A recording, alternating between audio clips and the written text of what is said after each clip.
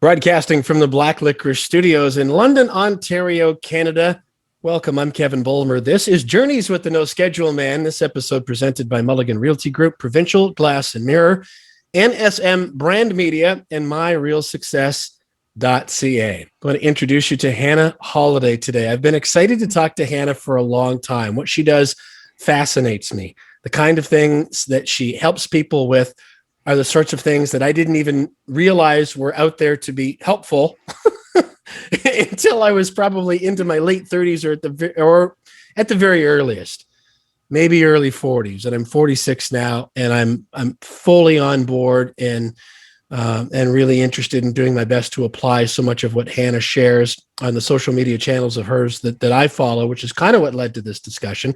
Just to give you a little bit of background on Hannah before we bring her on, she's an intuitive energy healer and coach who combines her training in Reiki, quantum healing.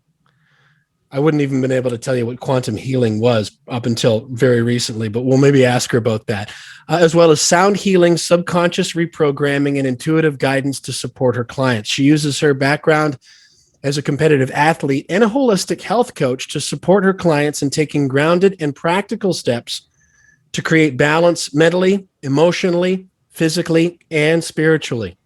Hannah combines her expertise and training in mindfulness coaching, quantum energy healing, integrative nutrition, and neuro-linguistic programming, all to provide clients healing on all levels. And as you'll know, if you've investigated any of this kind of thing, there are lots of levels to be explored and uncovered and dived into. After working together, clients report feeling more balanced and aligned, more connected to their spirit and their purpose, and more motivated toward reaching their goals.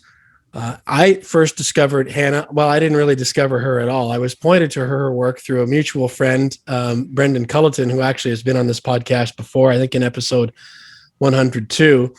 And Hannah joined him on one of his community chats. And when I was new to TikTok, Hannah's was one of the first channels that I went to, because all I was expecting to find on TikTok were crazy dances and funny things that I didn't really think that I was suited for.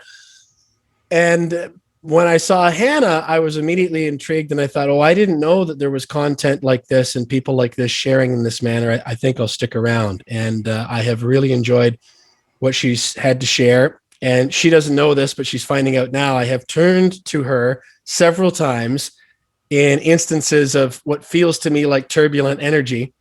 And then I'll go to Hannah's channel, and more often than not, we'll find out that there's some sort of energetic rumble somewhere in this universe or another one, and how it's all hooked together. But enough of my description. Let's welcome Hannah on here. Hannah, I'm so grateful to you for taking the time to chat with me.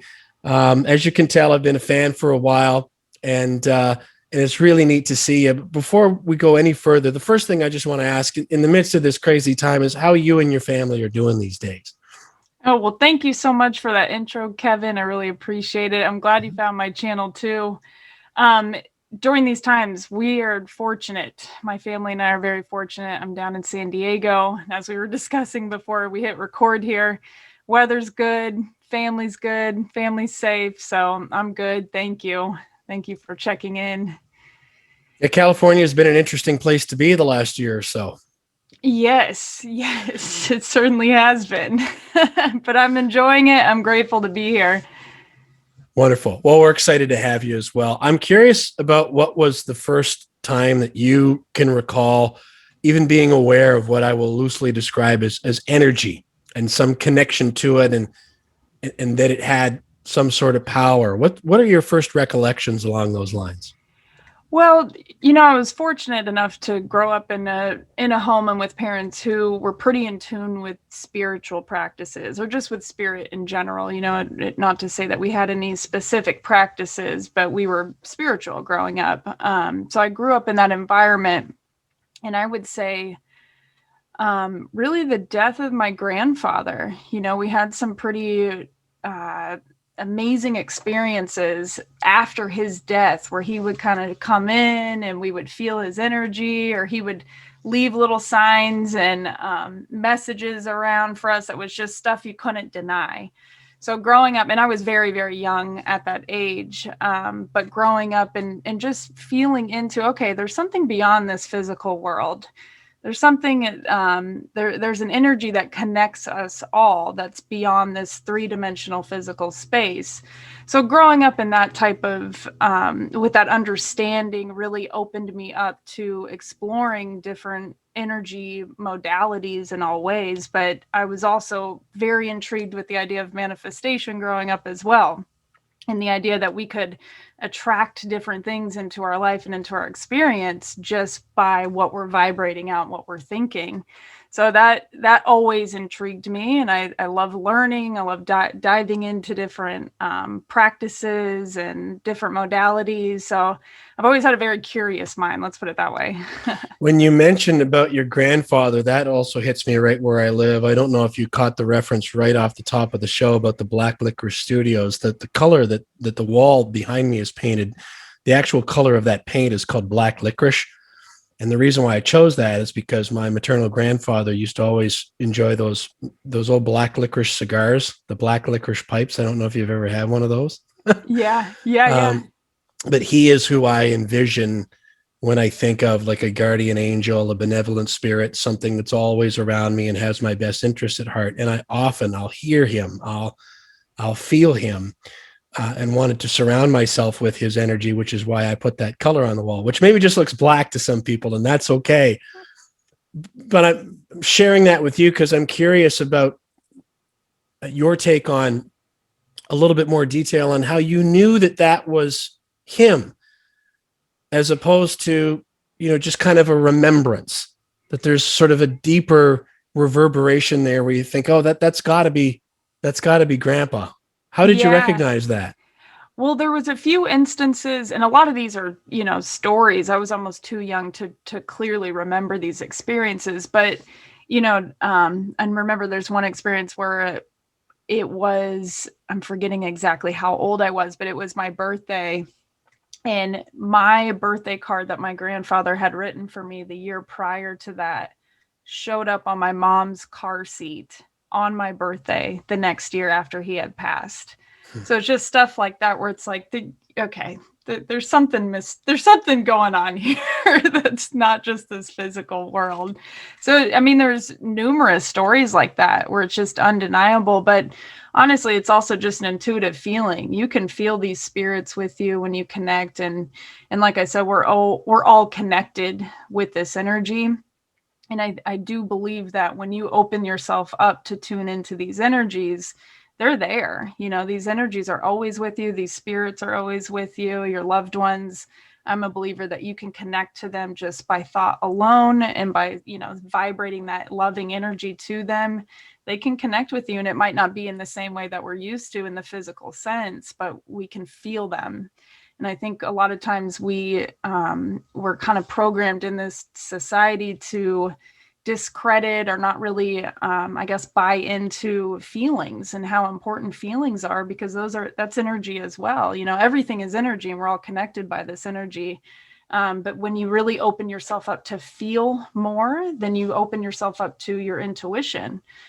And that, your intuition is so much about feeling more than thinking. And a lot of us get stuck in the mental space. But these experiences, with losing loved ones, it can really connect us into this spirit realm, if you will. So there's a lot to unpack already. I knew this would happen. That's why I wanted to talk to you. For someone, though, who's not familiar with the kind of subjects and areas where you help people, we've already thrown at them things like manifesting and vibration and everything being energy and whatnot. And I'll use myself as an example that it wasn't all that long ago that I would have been the one sitting here going, what you talking about, Willis? Or I might not even have been that polite about it. Because I wouldn't have had any idea what the hell you're talking about. My life had to fall apart, Hannah, which it did just a little over 10 years ago.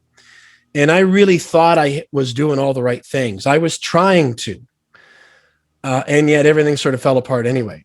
And I remember going to the library and signing out the DVD of The Secret, the movie The Secret. And I've told this story before, but I was embarrassed about it.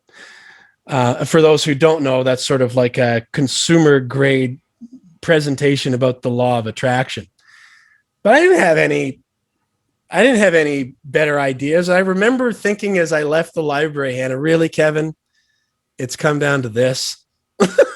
I was just trying to give you some context of who you're talking to here. But there was a part in that film, which again, it was about 10 years ago that I saw it, where Bob Proctor came on, who I'd never heard of before. He just looked like some sort of funny looking older dude to me. And he talked about how we tend to think of things as solid matter. And he used the example of if you took your hand and you put it under a powerful enough microscope, you would see millions of cells at a very high speed of vibration.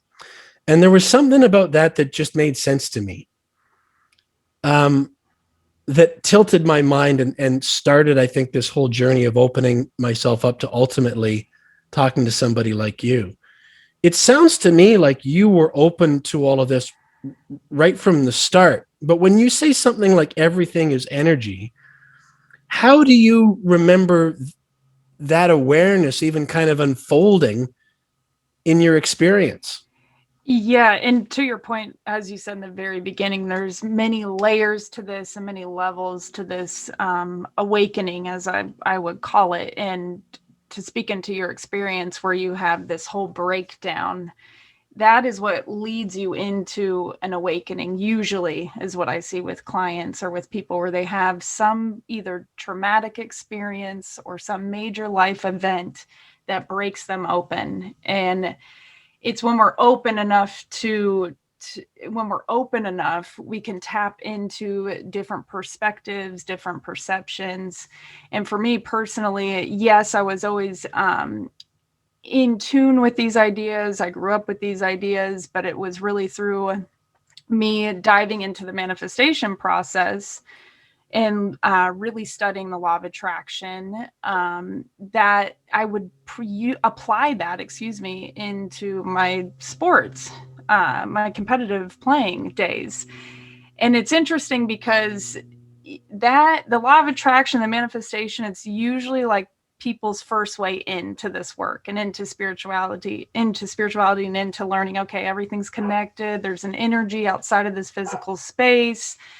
But then when you go a little bit deeper into it, let's say the next level, then you start to realize, okay, there's belief systems that are also energetic that might block us from attracting these things or manifesting our desires. So then you go into the next level of it, which I call shadow work. And that would be diving into past traumas, which could be in this lifetime or past lifetimes, that through the healing process of that, then you start to uncover, okay, there's energies way beyond just this physical space, and we're interconnected with a multidimensional aspect. Not to get too far into this, I know you asked one question. I tend to go as far down that rabbit hole as you want. That's why I asked you here, Hannah. I tend to go off in a little bit of a tangent here. But to answer your question again, going back to my competitive athlete days, that is really where a bulk of my shadow work began. And that's where I started to discover, okay, there's not just everything is energy. It's okay, my thoughts, my belief systems, those really contribute to my energy and how I am manifesting and attracting certain experiences in my life.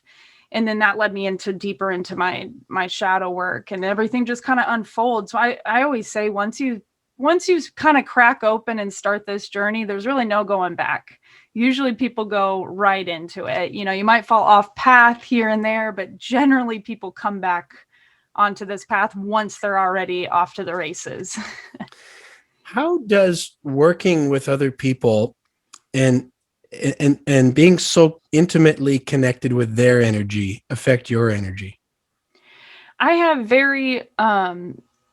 have quite a few routines and energetic practices, and I am a channel for source. You know, you can call it the universe, you can call it spirit, you can call it source.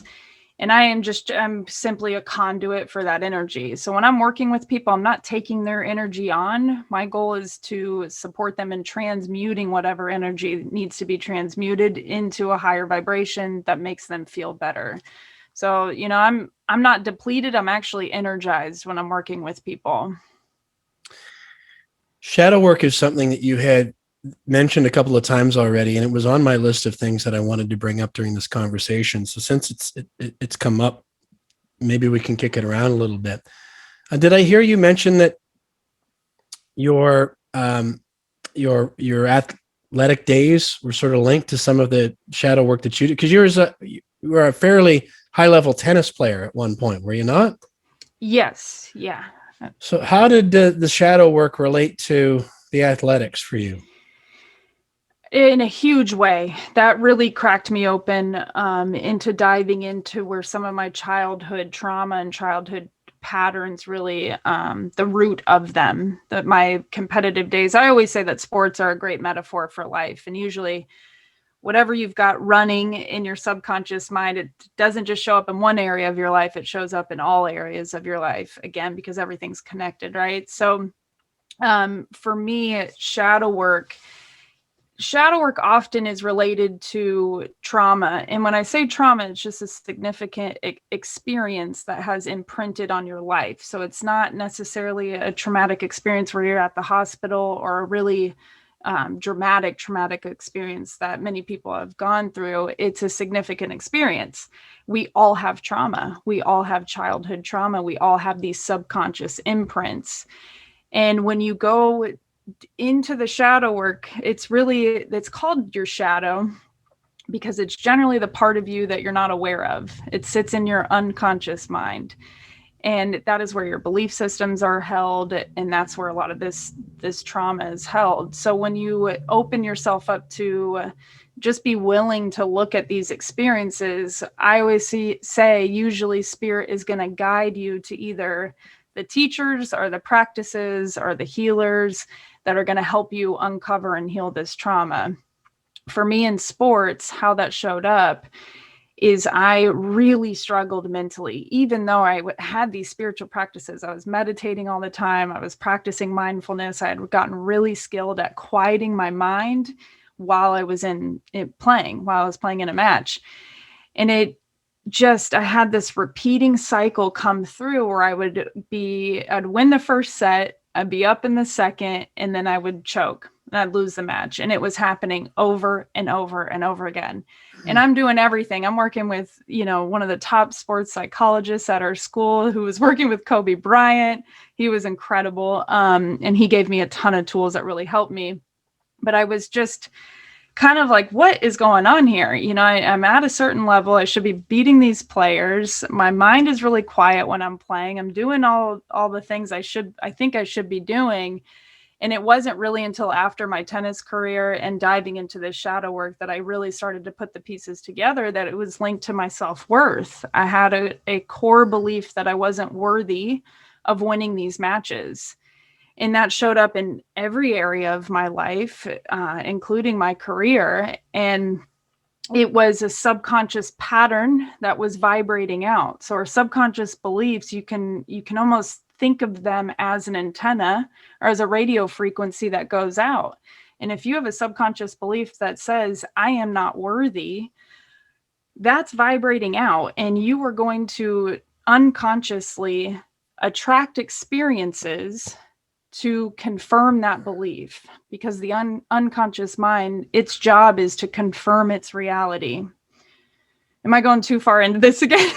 No, well, I can't speak for someone who's watching or listening, but I'm absolutely right with you. And I'm amazed at how you seem to intuit what I'm going to ask you next and start answering it before I ask you, because I was going to ask you to dive a little bit further into what you mean by beliefs for someone who hears that, but doesn't really know how to recognize that in their own experience. I think you were just in the midst of describing it. These patterns, basically programming that's running our show, it's running our life without us even knowing it, consciously knowing it.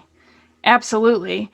And just to reiterate, so our beliefs lie in our unconscious mind, and our unconscious mind's job is always to confirm its reality. And we pick up our belief systems mostly from childhood. From ages 0 to 7, you're essentially under a hypnosis. So you're like a sponge. You're taking in experiences, you're taking in your parents or your caretakers' experiences and energies, and you're being imprinted with this subconscious patterning.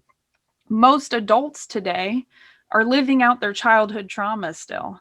So they have the same reactions, the same responses. It's going to look a little bit differently, but it's the same energy behind it as if they're still living out that childhood trauma. So that's why shadow work is so important, especially these days as we're under, just immense amounts of stress. When we're in that fight or flight, whatever fear, underlying fear or subconscious pattern is there, it's going to come out, especially right now. And a lot of people, we've had, I think more people awakening on the planet right now than ever for that reason, and really doing the inner healing, because people are hitting a breaking point where they need to do this healing on themselves. To speak into your point, though, belief systems, in my opinion, are everything, because they're confirming your reality at all times. It's something that you've got to look into, and it's not just your childhood experiences. It's also the programming that we've received from society. For example, if I don't work hard enough, I'm not valuable. If I don't make this amount of money, then I'm not good enough. And that's, kind of the programming that we've been that has been installed in us based on the society that we're living in. Yeah, there are, there's so many different avenues that we could go here. I'll share a personal anecdote for the benefit of whoever's listening and watching, to just give maybe an idea if they're just sort of grappling with this maybe on their own. Because for me, when I first heard about like beliefs and belief systems, I don't know, I believe in telling the truth, paying my bills, like being nice, not breaking the law. I had the same kind of conversation I was asked about values, and but that's another conversation. But I just didn't know. And I didn't see like how you talked about in your tennis career, that you would just keep coming up against this same challenge, this pattern over and over again. I don't know if you've ever read any of Gay Hendricks' material. He has this. No, I haven't. He has a theory that he calls the upper limit problem, that we have these subconscious upper limits that we trigger and stumble up ourselves up, that we make ourselves sick, that we cause ourselves to have accidents. And because worthiness is another thing that you mentioned, that a lot of us don't even know how to have that conversation with ourselves or look for it, that we don't feel whole or worthy of good things happening, and wondering why they seem to happen to others but not for us. But it was a couple of summers ago from the time we're having this conversation, Hannah, I was in a phase where I was reading a lot and investigating about different chakra energy and some of the attributes and things like that. And I found that very informative. I was listening to an audiobook driving through the country on my way to see somebody. And the narrator was talking about the root chakra, and asked for you, without thinking of it, to just say, what was your role in the family growing up? Now, I have positive recollections. I have a great family. I have good memories of growing up. I was very sick as a kid, and as an asthmatic, I was in and out of hospitals a lot, but I never really thought that much about it. But when I was listening to that audiobook and the narrator said, what was your role in the family? The words popped out of my mouth so fast that I hardly even knew who said them. But it was my voice that said, well, I was the burden. It chokes me up right now. I had to pull the car over to the side of the road, and I just sobbed. I'd never thought about that before. But as soon as I did, so many other things made sense. The pattern of business and making sales calls, and the stress that came with feeling like I was interrupting somebody or asking for help. But that, I think, forgive me for being so verbose and taking on the conversation. I'm more interested in hearing from you than from me. But how good an example is that of what you're talking about, of a belief system that's running sort of under the surface that we're not even aware of, but that dictates so much of our experience? Oh, I mean, it's huge. And it's often those light bulb moments where you're just, whoa, okay, everything kind of starts to make sense. And it is linked to so many different things in your life. Because I'd say a majority of us have probably 3 to 5 core beliefs from childhood, maybe from society, that are kind of running the show, that are running. You want to think of it almost as, think of them almost as a computer software program. And whatever programs are running, that's what's running the show. And an experience like that, it can be shocking. It can be kind of like this breakdown, but it's the thing that leads to a breakthrough, because all the puzzle pieces start to come together. And I'd say, for anyone that's listening to your experience and having, kind of an aha moment, what's really important when you start to put these pieces together and you start to shine a light on some of these patterns, to, number one, hold immense amounts of compassion for yourself, because you got to just know that we're all humans trying to live in a crazy world. It's no one's fault. In addition to that, forgiveness, holding forgiveness for your caretakers or for your parents, that's usually a process that goes hand in hand with shadow work. And I use a Hawaiian forgiveness practice often with clients called Ho'oponopono. It's a great practice because forgiveness is one of the biggest transmuters of energy. And often when we're going into these deep shadows, into these childhood programs, there's going to need some forgiveness, some forgiveness for the situation, or for, our caretakers again. And forgiveness for yourself. A lot of times when we have those aha moments too, we start reflecting on all our past experiences and realizing, okay, maybe I wasn't the best person that I could have been in that relationship, or maybe I didn't show up in the way that I really wanted to in that conversation. I can forgive myself. I can hold compassion for myself. So it's just really, really important, because this can be really heavy. This could be a heavy journey that you go on, and, some call it the dark night of the soul. It serves a purpose. It's there to help you heal, but you want to make sure that you also are holding so much compassion for yourself and being very gentle with yourself through this process, and just allow these light bulbs to come at you in divine timing. I'm also a believer in not rushing this process either. It's all planned out, in my opinion. How did that block, that shadow that was so affecting your tennis career, end up resolving itself, or did it ever? It's a heavy one. It was a heavy one for me. It seems like there's a new layer that comes off of it, every few months. I'm like, oh, okay, it's still a little bit there. But I've been working through it for some time, but it showed up in my relationship. I recently have transitioned out of an 8-year relationship where I had a lot of light bulbs, let's put it that way, on how that showed up in my relationship.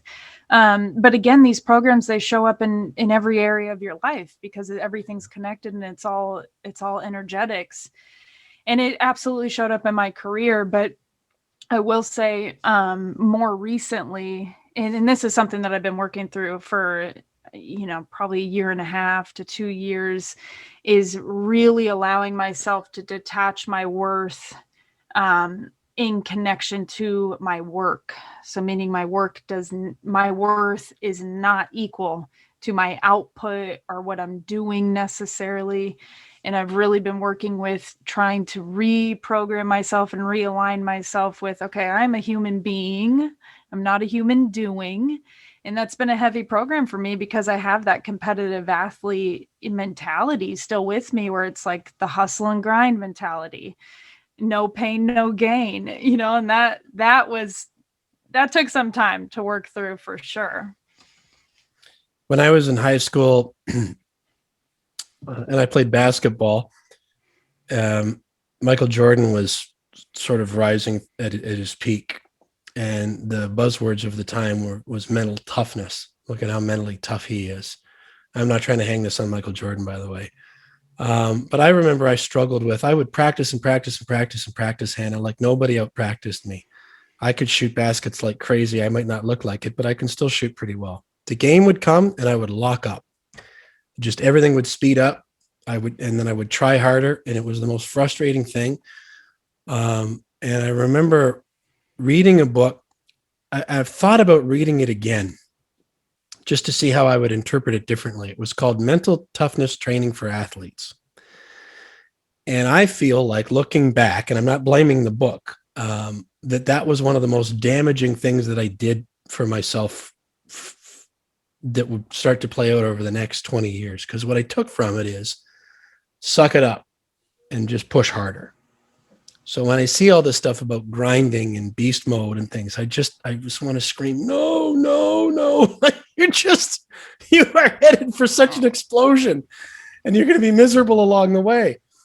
But I didn't know that. I just tried to tough through it. And like you alluded to earlier, now it's immediately obvious to me how any of these issues, shadow work, like beliefs, how the same issue will affect your career, will affect your relationship, will affect your friendships, will affect your finances. It's really incredible. They're like dandelions, bad weeds that they just pop up in every area of your life, don't they? Absolutely. Absolutely. It's all connected. And, I love that you had that experience, because I think it is really, I'm very passionate about that, because I know so many of us still have that mentality, that hustle and grind mentality. And I think this past year has shifted quite a bit for a lot of people, because we were forced to slow down and we were forced to go within. And I think we're moving into a time where we're moving into higher states of consciousness on this planet. And I think we're understanding, okay, everything is energy. Does that mean that I can create with less action? Can I manifest the things that I desire with actually doing less? And we've had such an emphasis on physical action, when really we have so much power. We have, the power to move mountains within us, but because we've been so programmed into this 9 to 5, money equals hard work, or money equals the hours that I'm putting in, I think that mentality and that programming for so many of us is shifting as the planet is shifting. It all goes hand in hand. And, I'm very passionate about it, again, because I was so entrenched in it. And I can see, I also operated, I started a CBD company with an old business partner, and I had a health coaching business at the same time. And that really triggered kind of my dark night of the soul, and my another layer of my shadow work is going through that whole experience, and just how I am now versus how I was then. Just physically, I'm completely different. My shoulders were up to my ears at all times, even though I'm a pretty relaxed person. And I didn't, necessarily at the time think I was stressed, but I had that core belief of hard work equals the amount of hours that I'm putting in, and the amount of money that I'm worthy of receiving is directly related to, my achievements, my external achievements. That showed up physically, that showed up in my relationships, that showed up in my finances negatively. And now that I've really done a lot of the work to shift out of that, I am in a completely different energetic space, making more money than I've ever made, happier than I've ever been, and in a more relaxed and healthier state. So again, just to reiterate, everything is connected: mind, body, spirit, every area of your life. If one area is off, it's going to leak into other areas. So I'm a firm believer in creating balance too. You mentioned wholeness, or being whole, or feeling whole, in passing a little bit earlier. And in the context of learning to be wary about trying to associate our worth with external things, whether they be the amount of things that we get done, or status we achieve, money we make, or whatever they might be. That's an area of wholeness that really is intriguing to me recently, Hannah, because I think it stands to reason that by definition, if you get to a place, even if it's just a moment, where you feel whole, then by definition, you can't feel like there's anything missing. And I mean, how much have you seen where people maybe taste that for even a moment? Because if once you've tasted it, then you know that that's possible to feel that way. And I don't know that you can ever go back from that. Yes. Well, it's a great feeling, isn't it? Once you touch on it, it's like, okay, this is it. I found it. But then you remember that we're still on planet Earth, living a human experience in a very dense reality, and you're usually bombarded with some kind of experience that's going to knock you off of that feeling or off track. And that's, that's part of the human experience. It's partly why we're here, is to experience the contrast of being whole, being connected, being in tune, following your intuition, and then bam, you're hit with some kind of, human 3D experience. And it's like, wait a second, I was just feeling really good. I just got out of meditation. Now I got to pay this parking ticket.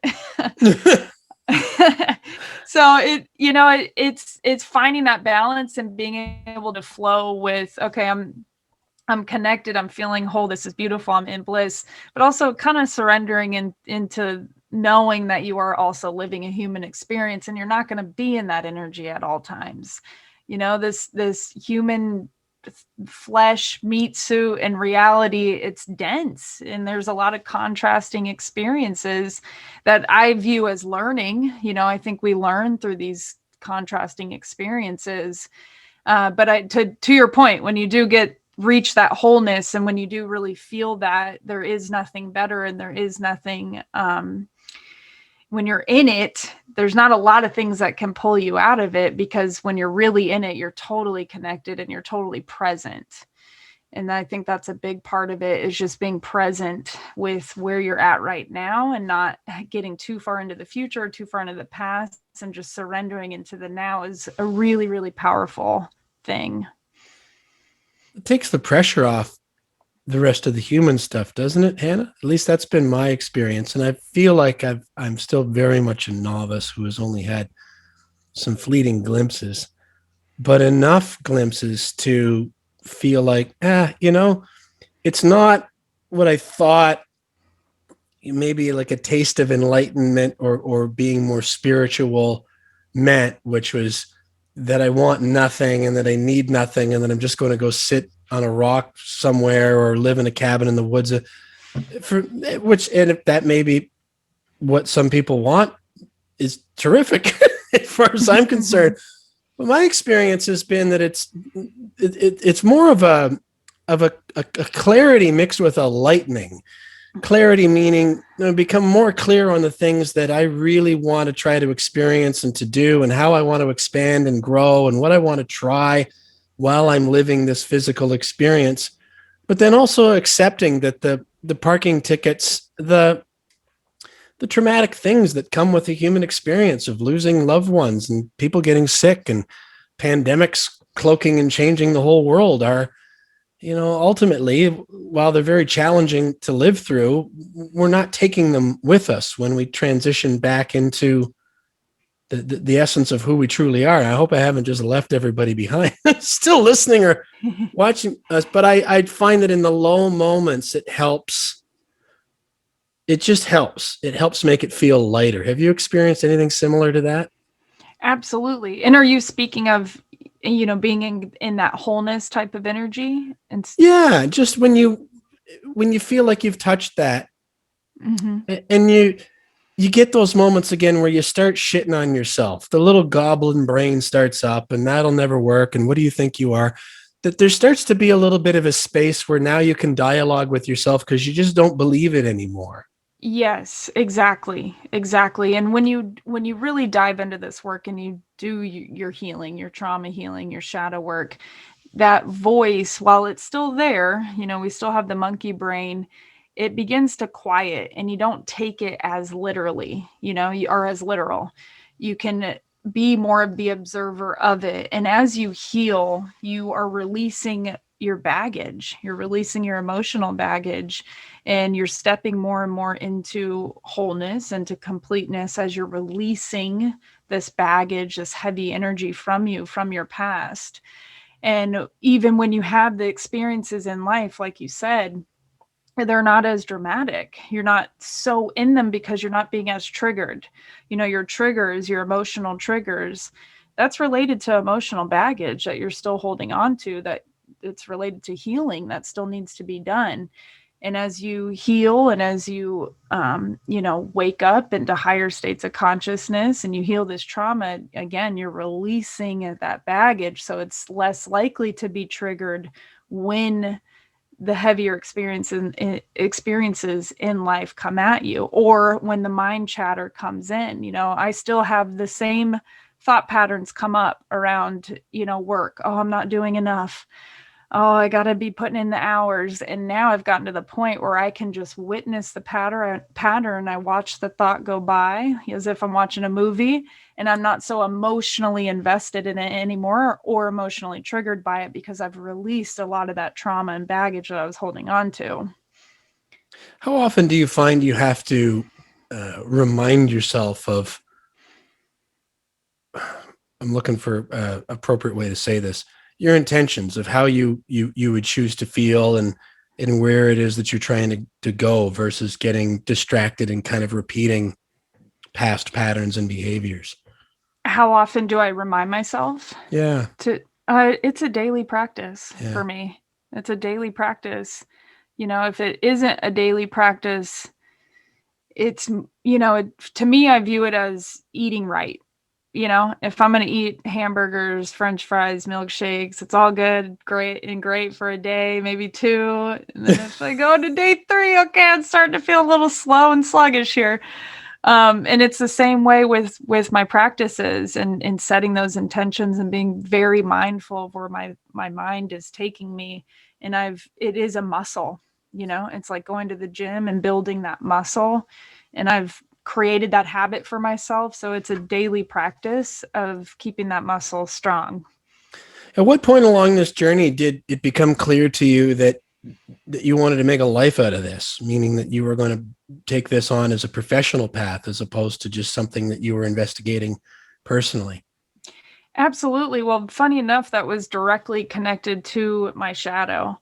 And, it took me years of stepping into this and feeling worthy of doing this. When I first started, for years, I was coaching tennis. I was a tennis professional coach for a while, and teaching a lot of top juniors. And I was a high school coach for several years, and I loved that.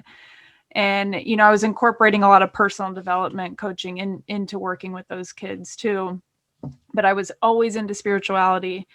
On my off time, that's the content that I was really researching. And it was really my passion, is spirituality, manifestation, personal development, learning about the mind, and mental health. And it was a slow progression into what I'm doing now. But it was connected to my shadow, because I didn't feel really worthy enough of doing it. I catch myself saying, well, who am I to help people in this way? Who am I to coach people? Or who am I to do energy healing? And it was, connected to that worthiness. So it was a real unfolding, but I think also along with it, there was purpose in that, because I was picking up information and knowledge and nuggets along the way, even though I could say, oh, I wasn't on my path, but really I kind of think you're always on your path, because you're learning, you're always learning. What was the moment, or if it wasn't a specific moment, the kind of unfolding of the realization for you to look at those kind of limiting thoughts and head straight into them and go forward anyway? What did that look like?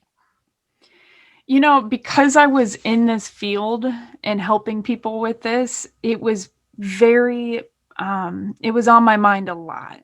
I was very inquisitive around my own thinking. And I was always kind of looking for the missing link, or just observing. And again, a lot of this is unconscious. But I will say, I always had a willingness to see, where am I limiting myself? So I would take note, okay, I see that I'm, have some fear around my finances, let's say. And then I'd say, okay, is there a limiting belief around finances? Let's go deeper into that and then look into some hypnosis practices around finances and do some journaling prompts. So I was always very into the personal development world.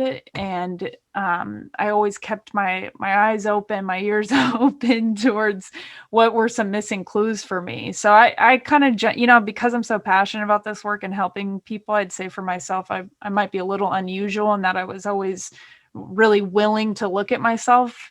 When I'm working with people, most of the time people don't really want to look at themselves because it's an uncomfortable thing. But I will say, as you practice it, it gets easier and easier and easier. And you get to a point where you're like, okay, let's just take the lid off. Show me what I got, what I'm working with here. How much have you found that building an awareness of all these things that we've talked about and practicing them for yourself daily, as you mentioned, how much of it all has that helped you meet others in other situations with compassion, just in knowing that whatever shadows there are, limiting beliefs, we're working on things to try to set ourselves free. But my experience has been that everybody else has shadows and beliefs too, in a lot of cases, maybe even most cases, that they're not even aware of. And for me, that's helped me become more compassionate, a lot less judgmental, and more consistently, not all the time, but more feeling more connected with other people. What about you? Oh, absolutely. 100%. And I think as you go through this work and for myself, you are definitely able to hold more empathy for others because you're transversing through that dark night of the soul. And I think you open yourself up to definitely more compassion and empathy for others. And it's usually the people that have yet to do this inner healing on themselves, I tend to see, are the ones that hold less empathy for others or less compassion because they've got such a big shadow behind them that they've yet to really look at. That shadow comes out and is projected onto others. So, to answer your question, yes, absolutely. The two go hand in hand. As you go within and you begin to heal your shadow and do the inner healing, you absolutely hold more empathy, more compassion, and definitely less judgment of others. That's why I say it's such an important thing for the planet right now, for the evolution of the planet right now, is to just do your own healing. If you're wondering, how can I help the planet right now? Focus on your own inner healing. That's it. Do your own inner shadow work. And by the way, there's a lot of ways to call this. It could be self-healing.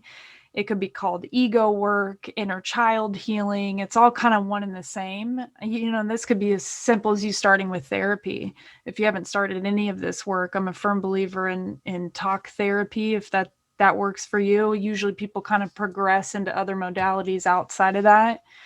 But it all starts with self-awareness, and building that self-awareness is number one, because if you don't know what to heal, then you're not going to heal it. So building self-awareness is huge. And I think, again, now more than ever, we need as many aware people as possible. Funny, I'm just listening to you, thinking of something that hasn't crossed my mind in quite a while, Hannah. I'll mention it just because I think you might get a kick out of it. At the time of my divorce, so that would have been 2011, I started getting counseling, and what was one of the best things that I ever did, and continued to see a counselor for a long time, and went to some therapists, and got to a point where I knew I was really struggling with some things, but I didn't know what I was struggling with, and I was having trouble getting my doctor to refer. I remember when I was trying to get referred to a psychiatrist, and they told me, I'm paraphrasing it, but that they said, well, you speak with such remarkable self-awareness. Like, it's like you don't need help because you're so aware of yourself. And I was kind of like, well, then why am I so unhappy? Like, why am I so frustrated? Like, I can describe these issues with what maybe sounds like a high level of clarity, but I still felt like there was a parking brake on somewhere that I couldn't find. And the response I got was kind of, I don't know what you're coming to us for. Like, you talk real well. You seem to understand it. And I'm just like, no, I don't. Help me. Like, oh, like, I'm guessing you know exactly what I'm getting at. And those are the kinds of areas where you can really help people. Yeah, absolutely. Absolutely. And that's why I say often people will progress out of talk therapy, because I think in a lot of ways, I'm not going to say every therapist is the same, because that's absolutely not true. In a lot of ways, therapy it takes you so far, but then you usually want to go a little bit deeper, depending on the therapist that you're with or the counseling that you're receiving. And I'm a believer in trying it all, it's really listening to your gut. If all of a sudden someone comes to you and says, maybe you should try meditation, or maybe you should try some sound healing, or maybe you should try seeing this healer, whatever it is. I'm a firm believer in trying different modalities, mixing it up, doing therapy at the same time as hypnosis. And there's a lot of different paths for this awakening. There's not one there's not one path towards healing and towards awakening. It's completely unique per each individual. And I think that's also a really, really important thing for a lot of people to understand is we get caught up in, okay, this is the way, this is the 1, 2, 3, 4, 5 step method. And then all of a sudden I'm going to be super rich and happy and it's all going to be great. And healing isn't a spiral. It is nonlinear. So it's a process. That's why you got to be gentle with yourself, compassionate with yourself, and just allow your intuition to guide you to the next step. Okay, let's see if we can tiptoe a little bit into, or cannonball, I'm good for cannonballs too, into this quantum stuff that I mentioned off the top when I was introducing you. And also with a caveat that I wanted to bring back into the conversation, that you mentioned 3D really quickly. And I caught that and I thought, I want to ask her about a couple steps beyond that, 5D, because I think 5D and quantum sort of go together, do they not? Absolutely. I think it all goes together. Yeah. So let's see if we can string those things together and maybe give people a little bit of an introduction to it. How do you even begin to try to introduce an idea of quantum to, and when I say quantum, I mean, you could go healing, energy, just the idea of quantum. How can you even bridge that for someone who's maybe not familiar with it? Sure. So the quantum field is all that is. It's everything. We're sitting in it. You're all sitting in it. And it's what ties it together is the universal intelligence. By the way, there's a lot of perceptions and perspectives on this. I try to keep it very simple. But really, it's the quantum field. It's the space of all that is, all the energy that connects us all. So it's the universal intelligence that threads that together too. Did you ever see the movie Soul? No, but I heard about it. Pixar one? Yeah. I'm going to assign that to you as homework. Okay, thank you. Because no, it was a couple of weeks ago. And why am I asking you about that now? Because I think that it's so beautifully showed, like create a picture of so much of what you're talking about. And there's a moment near the end where the main character just has this epiphany that I just sat there and sobbed. Anyway, sorry, I got off track there where you're talking about the quantum, but all of go ahead. It's funny you mentioned that because someone asked me that. I had posted a TikTok video and I believe the message was stepping into your authentic self, and being your authentic self is really your magic and your medicine to the planet. I think the message was along those lines. And someone commented, "Did you see Soul?" It was like right when it came out.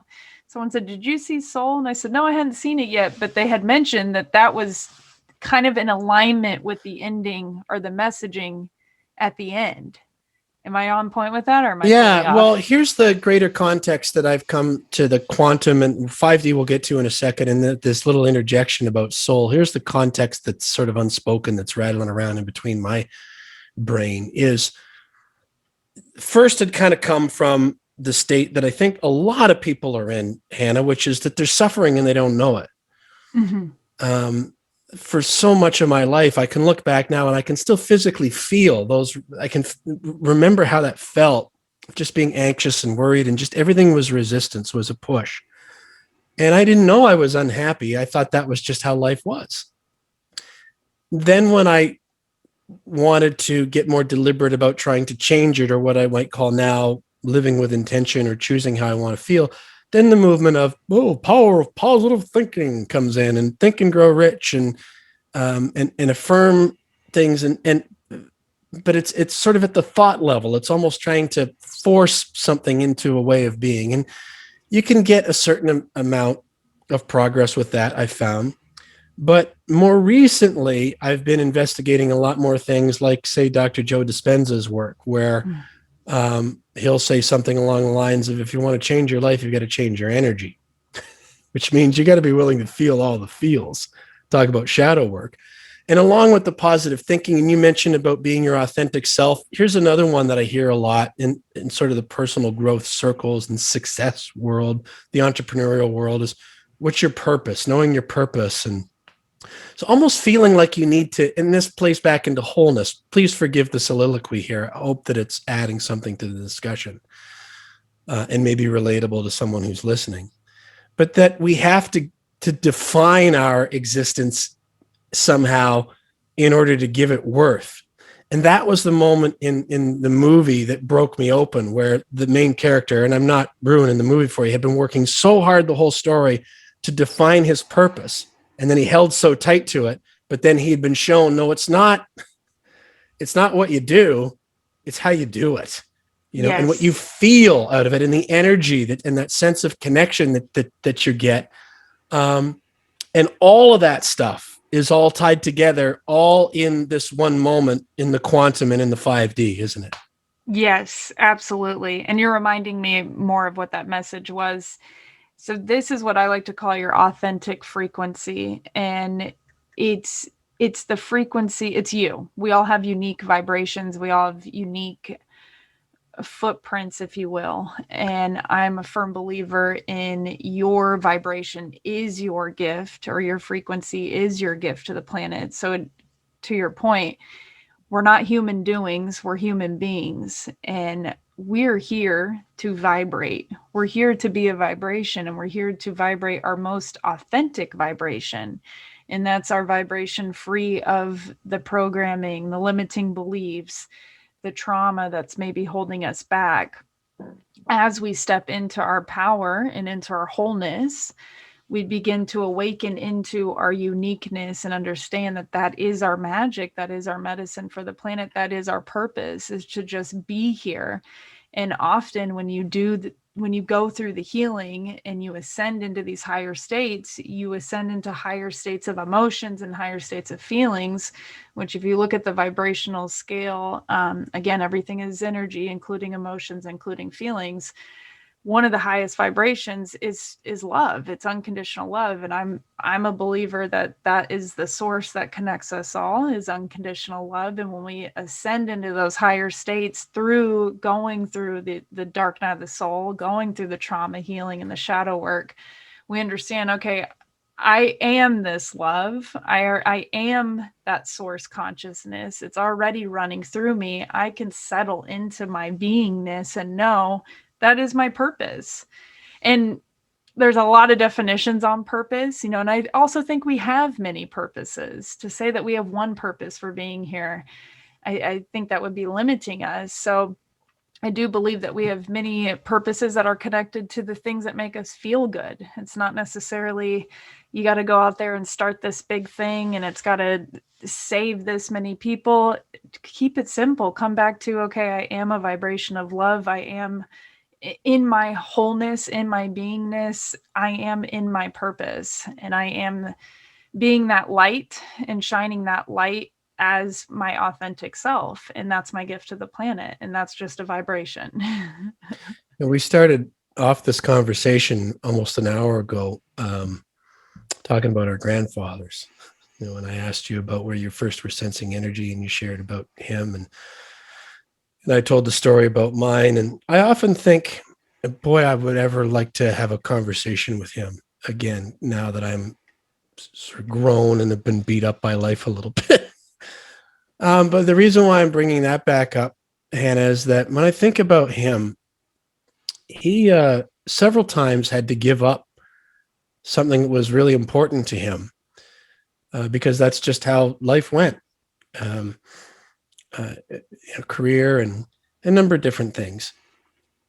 But it wasn't, he didn't hold on so tight to no, this is what I'm about. This is why I'm here. I have to do this. I can't come back and save my dad, who I don't even really like very much, to save his plumbing business because his health is failing. I should have let him drift because he treated me like shit when I was younger, when I've got this great career as a banker. That's what I love doing. But it's like, no, family's more important. I'm just giving you one example. I don't know that back in those days they talked about vibration and energy and things like that, but he just radiated a vibration of love. And even when he lost his wife, my grandmother, after they were married almost 60 years, and I remember thinking, oh, we're going to lose him now. Like, there's no way he's going to be able to stick around, losing her and the house they were in at the same time, because they'd moved him into a home after that. And I should have known better, because I underestimated that his love for the experiences of life, for his kids and his grandkids and those visits, was stronger than the grief of leaving things behind and letting things go. He used to say, oh, I guess your sister is coming back from the north there in a month. I guess I better stick around a little while. But it was love. It was just this unmistakable energy of love that gave him this experience that was just tinged in that, with everything that he did. That it wasn't what he did necessarily, it was how he did it. And that's, I think, that feeling, that elevated emotion that's available to all of us anywhere, everywhere, right now. Isn't it? Absolutely. Absolutely. And I love that story. Thank you for sharing that. Thanks for listening. Grandfather sounds like a beautiful energy that's obviously one of your guides and still working with you and through you on that vibration of love. And I think that's such a beautiful example of how it is our beingness, and it is us really being present with our experiences and with our relationships. And I know we've talked a lot about this, but we've been so heavily programmed into putting so much emphasis into our physical actions and into our external achievements that a lot of times we forget we're here to be, we're here to live, we're here to experience with each other in that vibration of love. And that comes back to being really present, being present in your experiences and enjoying them to the fullest. And it sounds like that's something your grandfather did really beautifully. He did. And I'd love to ask him about that. I've even thought recently, going through this pandemic, so many of us have had to make choices of things that we've got to let go. And maybe it's just letting go for now. Exactly. We don't know. I mean, we'll co-create this new future together, but I think about that. And that calls back to that moment in Soul too, where it was just, I'm like, no, I was finally doing the work that I thought I was put here to do. And I was having success with it. And we were really hitting our stride. And then it blew up like a party favor cigar in my face because of the pandemic. And then you either meet that you're either open or you're resisting it. Mm-hmm. I'm like, well, no, I got to get this train back on this track. Let's go. Well, that track's not available to you right now. Well, it should be, because it's my purpose, damn it. Well, SOL. And so then I think about Grandpa. I'm like, well, if he could let this go and then take this on, but not lose any of his zest for life and his love, mm-hmm. then why couldn't I do the same thing? Exactly. And that sounds so simple to say, doesn't it, Hannah? But that's, I think so many of us, you couldn't have had this conversation with me not all that long ago. I wouldn't have been able to know what you meant. Wow. Wow, that's so cool. It's such a beautiful, I mean, I just want to say, I hope you know he is definitely working through you, and you're bringing that energy into everything that you're doing. And I'm sure he's guided you through this awakening process. And just to speak into your experience of losing something that you think you should be doing, or that you think that's it's the golden ticket, that's usually when the universe just gives you a big laugh. You're right. Right? Just cracks a big joke right in your face. And that's being able to flow and surrender into the unknown and into the mystery, and really having fun with whatever the universe has in store for you. And a lot of times it isn't what we think we should be doing, or it isn't what we think, is a for sure thing. A lot of times we're just learning through those experiences. And coming back to our point, if we understand that our purpose is just to be here and just to experience and just to show up in the highest vibration that we can, then it doesn't matter what we're doing. So even if we do get quote unquote thrown off track, we can just keep flowing down the river and letting the universe guide us, and trust and know, okay, I'm a vibration. I'm just going to be love. And not to say that you're not going to feel all the full spectrum of human emotions in this life. We're meant to feel all the emotions as well, but keeping that high vibration, that understanding that I can surrender into whatever this mystery is that's ahead of me. And I'm not going to be too attached to any outcomes here. That's been a big area of learning for me too, by the way. The whole purpose thing, I have found it intimidating. It's and I hear that from a lot of other people, that they feel like they've got to slap some sort of a definition onto their experience and have a specialty statement and position themselves as an expert and all that other, what I think is just bullshit nonsense. Yeah. Just play acting. It's label making. But I did a video that I'll be putting out on my TikTok channel soon, Hannah, that basically says, when it gets down to it, for those of us who are interested in these kinds of things and explore things like what we think is our authentic self and our unique calling, don't we all pretty much have like the same purpose, which I would say is to kind of expand into our full potential, help others in the way that we're uniquely equipped to do, and enjoy the hell out of every second of this experience as much as we possibly can. And I guess you could get as specific inside that as you might want, but doesn't that pretty much sum it up? I would agree. Yes, I would totally agree. And I would say, just to add on to that, that is our purpose, in my opinion and belief as well. And you can still be guided into your own unique curiosities and your joys, because they're going to be different for everybody. Everyone's going to fuel that higher vibration in a different way, because we're all such unique individuals and we're meant to be unique. So coming back into that same conversation of your authenticity, your uniqueness is your gift to the world. So understanding, yes, your purpose is to be here, is to expand into your full potential. And you do that by following your own unique joys, not going against the grain, even if that feels like, oh, I don't know, I'm going to look different, but this feels right. And I'm going to follow it anyway. Giving yourself the freedom to do that and understand that that's your purpose too. I'm so feel like coming to San Diego and watching that movie Soul with you. Maybe I have to hook that up on the like a virtual viewing party or something like that. There's the premise is it's like, well, you've got a human who doesn't want to die. He doesn't want to be a soul, and then you have a soul who's like dead, so to speak, but is the soul, is a consciousness, is energy, who doesn't want to live, doesn't want to be a human. What a fascinating concept. And just listening to you talk, you have the one guy who is the human who doesn't want to be dead, the dead consciousness spirit, who's so set on defining this purpose, living this purpose, while the other one, who gets hauled into this human experience against its will, is basically, having these orgasmic sort of responses to tasting pizza. Or being fascinating watching a maple key come down from the clouds. And it's the simplest, most beautiful thing. But Oh, I've got to watch that. I don't know what the We hell are I'm gonna have. doing. Disney doesn't need any help from me, but that one hit me hard. Are you okay for a few more minutes? I've kept you a long time here, but I kind of Yeah, felt like yeah. this. I've got a couple more things I want to ask you about.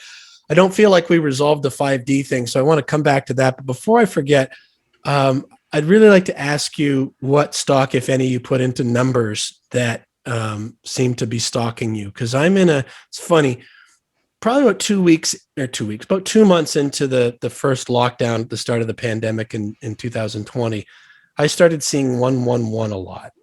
Not 1111, the 111. And it was unmistakable. It was happening enough that I just couldn't chalk it up to coincidence.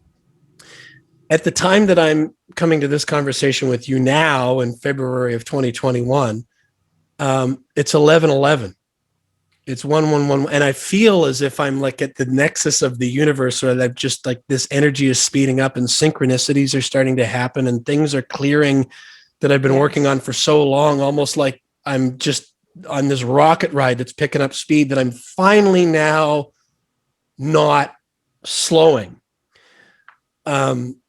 But it's just, I was driving back from my sweetheart's place last night, and I'm at the stoplight, and I look up, and the price in the gas station is 111.1. And I come home and I open up TikTok, and someone had commented on a video that had been out for a while, and I look at it, and there are 111 likes and 11 comments. And then I get just like literally a half hour before we started this conversation, someone commented, and their username was so and so 1111, and I'm like, what? Like, it gets a little freaky. Well, is there anything there as far as you're concerned, or is that just nonsense I'm making up? Oh no, that is all. There's a lot of different ways to perceive those synchronicities. Someone like Joe Dispenza would say that those synchronicities are essentially a feedback loop, that you're becoming more in alignment with that universal intelligence. Some people call those synchronicities or those numbers angel numbers, as signs from your spirit guides. And I say it's all of it. I've been having the wildest synchronicities the past week, so I can totally relate.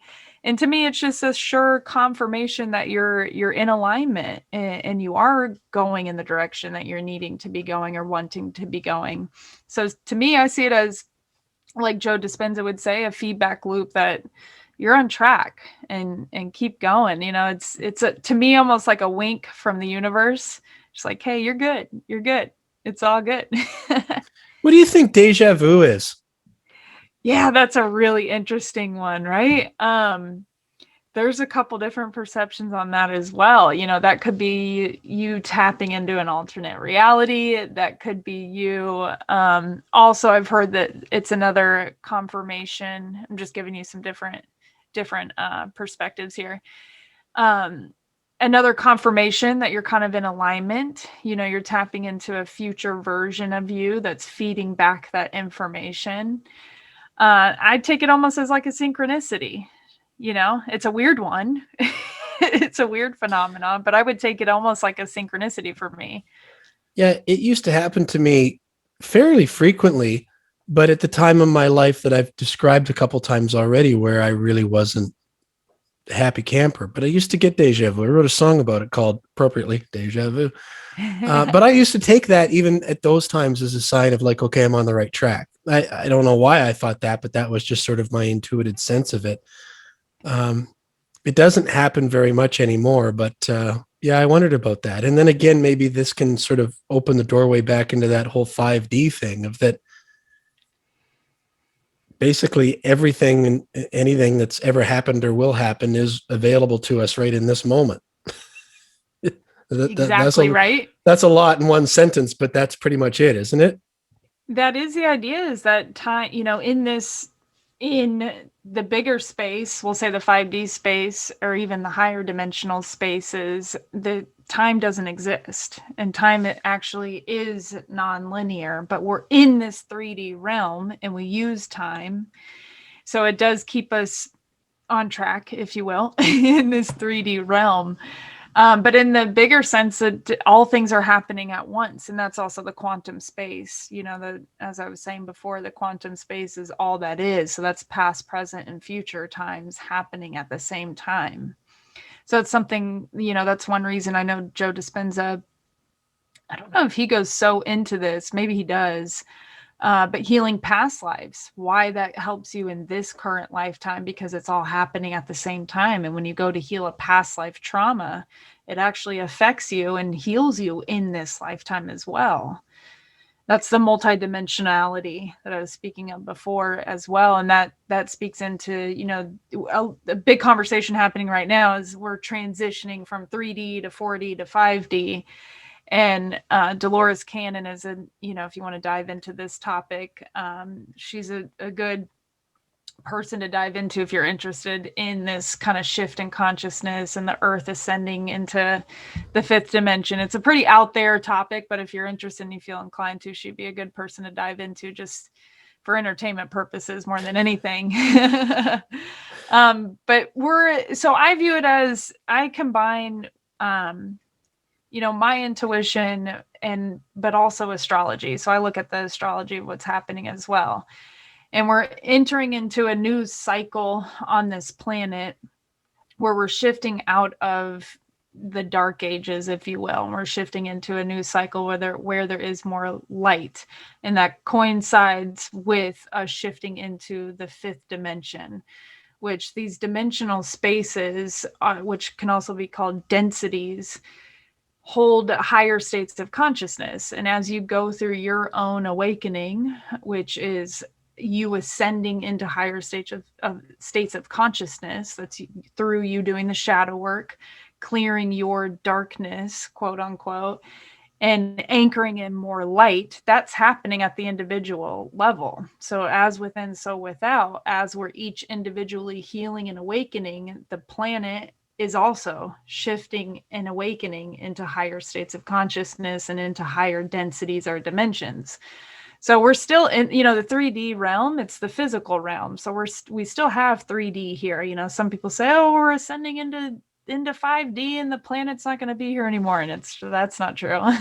We're still in this physical space, but we're opening ourselves up to perceive more of the dimensional spaces. So that's why a lot of times, and it's happening big time right now for a lot of people, is you start to, the synchronicities are one example of it, but as you open yourself up to perceive more dimensional space through your own awakening, you begin to perceive more space. So you might see spirits, you might see, different patterns in the sky, or you might see, or in the space around you, or you might see, almost like if you're on a psychedelic trip. I talk to clients who say, I feel like I'm tripping on psychedelics right now, but I'm not. And that's contributed, or that's associated with you awakening into these higher states, into your third eye opening. So it all kind of goes hand in hand. Sorry, I just threw a lot at you right there. No, we haven't even, I love it. We'll, if you're willing to come back, we'll dive into some of that stuff. We haven't even talked about breathing and breath work and how you can really start to unlock some interesting stuff just through your breath.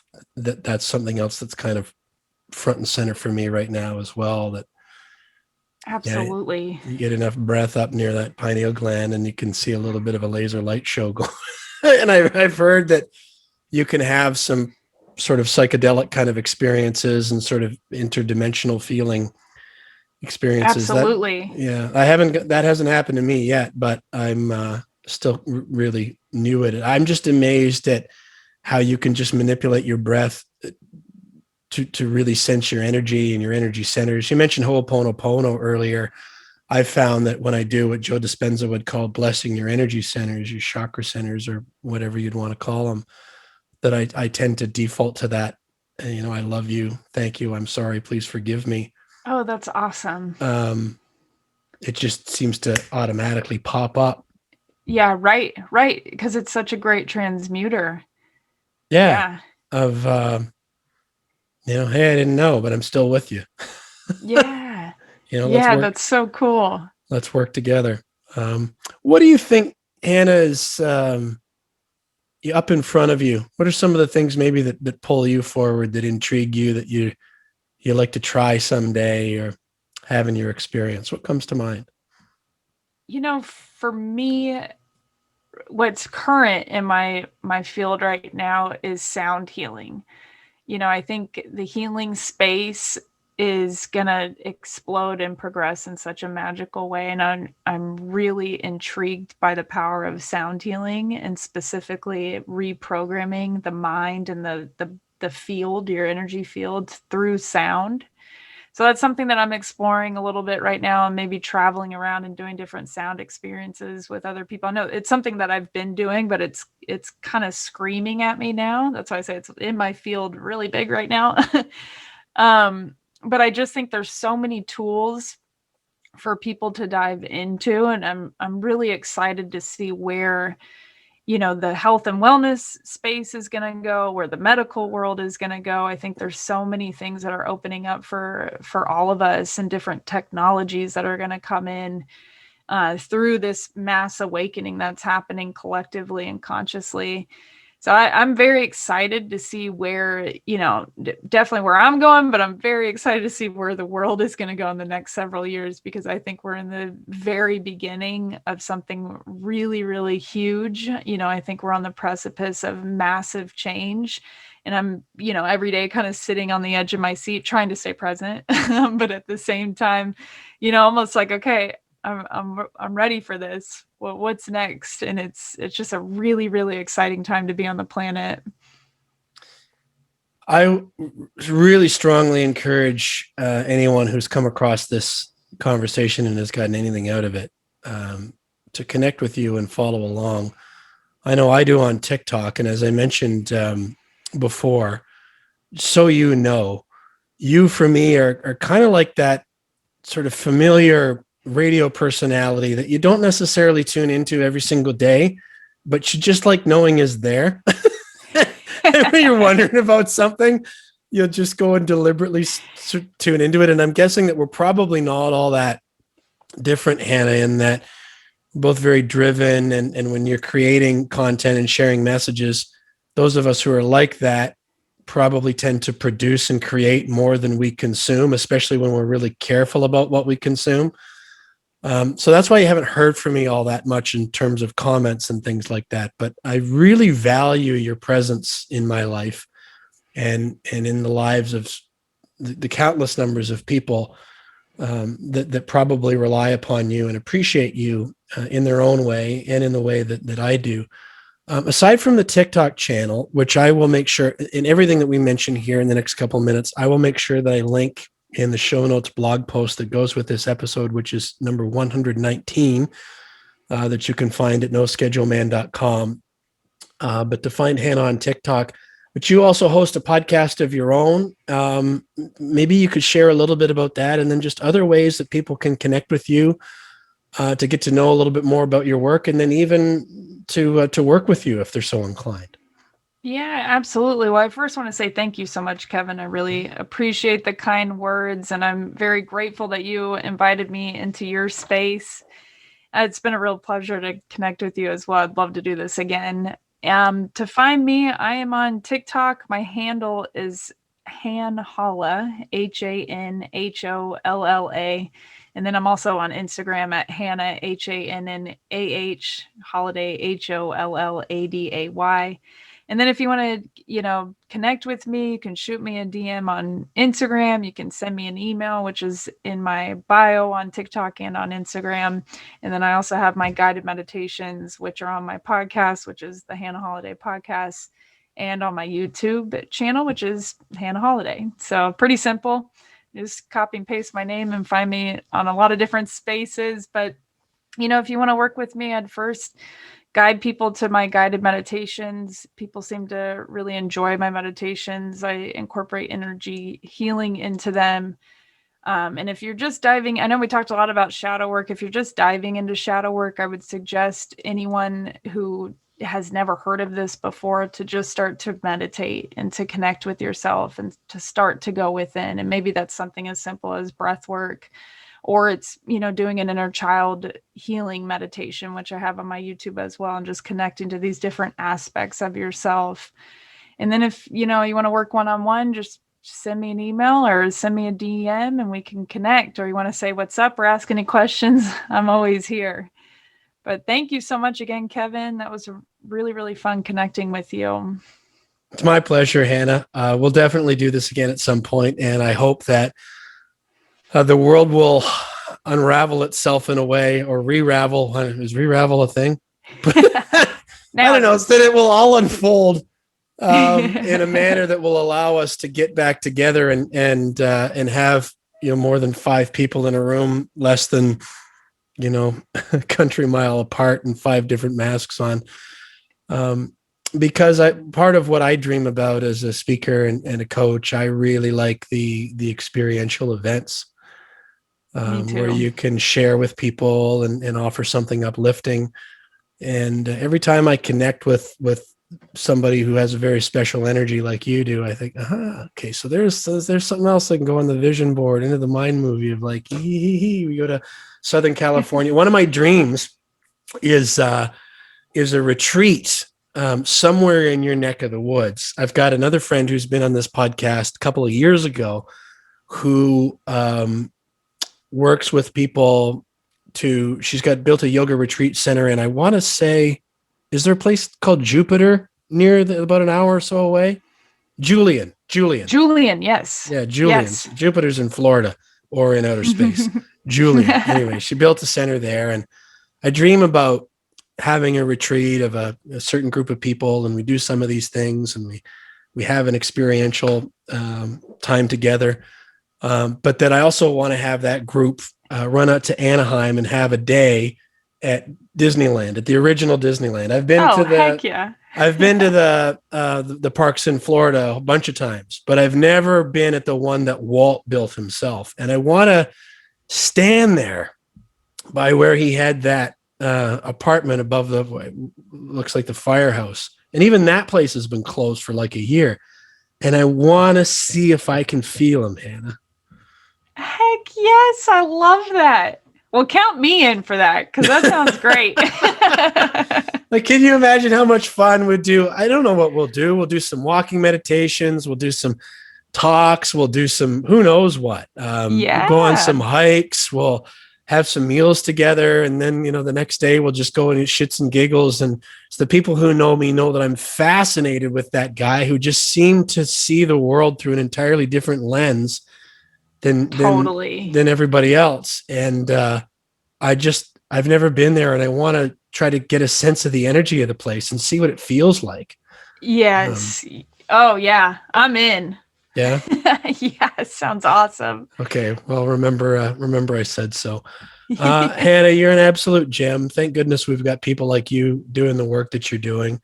I'm really thrilled that I got to connect with you, and I hope that you will keep me in mind any way that I can ever be a supportive friend, whether that's sometimes whether the shadows are jumping up and you just need an ear who's not tied into the day-to-day context, or to connect you with someone, or maybe it's retreats and events in the future. But any way that I could ever try to be a help or support, I hope you'll tap my line so I can be helpful here for the rest of the journey. So thank you, Kevin. And likewise, absolutely. I'm here too. I'm open to connecting more, and thank you. I'm very grateful to connect with you and be here. Thanks so much, Hannah. That's Hannah Holladay. Do you see why I wanted to have her on this podcast? I knew that this conversation would go a little bit longer than it usually does. And if you like this conversation, there are a bunch of others that I think that you'll enjoy a lot that are in our catalog, and you can find them all by going to noscheduleman.com and just click on the podcast page, or just look for Journeys with the No Schedule Man on Spotify or Apple Podcast, Google Podcast, iHeartRadio, Stitcher, wherever you listen to podcasts. You will find all of those, and you'll find this one, which is episode 119. If you like it, take a moment, click the follow button or subscribe, and maybe even leave us a rating or review. It helps us reach other people with messages like Hannah's and to introduce them to people like her. And we appreciate you investing some time in yourself and with Hannah and me and spending this time with us. Before we wrap up, I want to also say thanks to Ryan and his team at Mulligan Realty Group, the kind of realtor that you deserve. You can connect with Ryan at mulliganrealtygroup.com. Brett and his team at Provincial Glass and Mirror. You can find them online at provincialglass.com. They've been doing yeoman's work through the pandemic with helping businesses retrofit and just make the changes that they need to keep their staff and their customers safe, on top of everything that they normally do with the exteriors and windows and doors. And Brett is salt of the earth. And in fact, you can hear his story in episode 87 of this podcast, where he talks about joining in as an installer on the bottom rung, where they used to call him 50-50 because he broke as much glass as he used to install properly. And then an 18-year journey to actually owning the company. So if you're entrepreneurial in nature, that's a good story for you, in episode 87 in there. NSM Brand Media is my company. We help small to mid-sized businesses with social media marketing and content creation. We are your social sales rep. You can find out more at yoursocialsalesrep.com. And if you would like to connect with me and participate in some coaching calls and have access to all our archive of the coaching that we've done in the past and access our online community, you can do that at myrealsuccess.ca. This is Journeys with the No Schedule Man. On behalf of Hannah Holladay, my name is Kevin Bulmer. I want to thank you again for watching and listening. We hope that you'll join us next time. Much love.